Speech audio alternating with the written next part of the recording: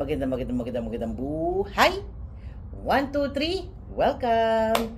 Welcome na naman po sa panabago namang vlog, Michikoy, and good afternoon. So for today's video, may bago na naman po tayo na i-rate. Titikman po natin kung ito po ay pwede or hindi pwede.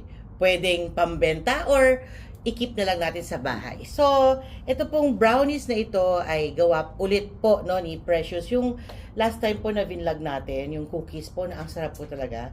So, for today, yun po yung ating gagawin. So, ito po siya, yung brownies. Actually, isang malaki po yan siya, tapos hinati-hati. So, ito po siya, see? Yung thickness po niya. And kung mapapansin nyo, ganito siya ulit. Chewy from the inside.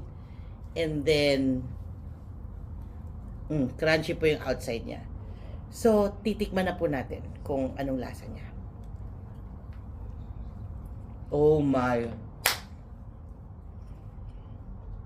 Wow. I love it. Nice. Wow.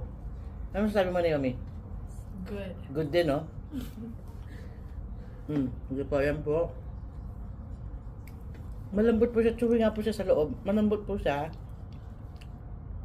Kasi meron po ibang brownies na cakey yan dating niya, di ba?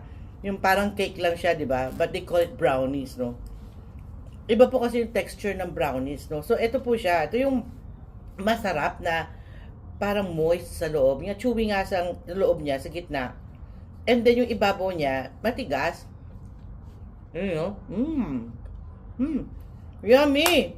So, again, pasok na naman to, no? Panalo!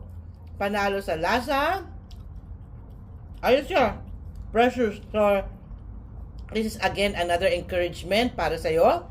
So, of course, meron tayong bright cookies. Ngayon, meron tayong bright brownies. Diba? So, masarap. Siya, of course, kailangan binabagayan po siya ng sa tea, no? Mas bagay siya sa tea or coffee, of course, kung coffee lover po kayo. Pero masarap po siya sa tea. Sarap. Sarap. Sarap. So, ayun naman po. If you haven't subscribed to my YouTube channel, please don't forget to hit the subscribe icon thing. And yung maliit po na kalembang, tingin. Click nyo na rin po yan so that you, ikaw nga, you will be notified in case I have a new vlog.